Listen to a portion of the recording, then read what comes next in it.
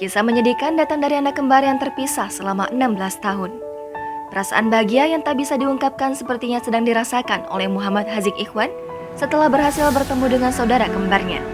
Awal sekitar bulan Juli lalu, ada seorang pemuda bernama Haras Maulana yang mengunggah video di TikTok meminta bantuan netizen untuk menemukan adiknya yang bernama Muhammad Hazik Iskandar.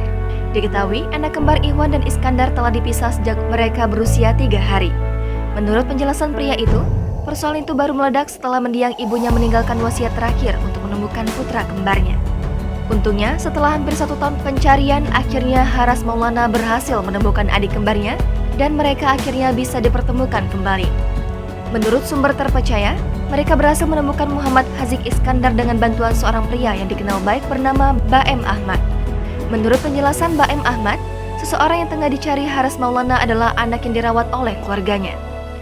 Ia yang baru menyadari keberadaan video tersebut pun langsung memutuskan untuk mengantarkan saudara angkatnya, Muhammad Hazik Iskandar, ke pelukan keluarga yang sebenarnya.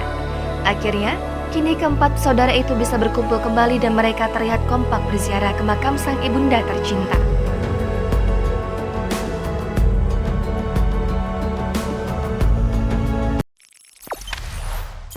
Jangan lupa subscribe, share, komen, dan like ya!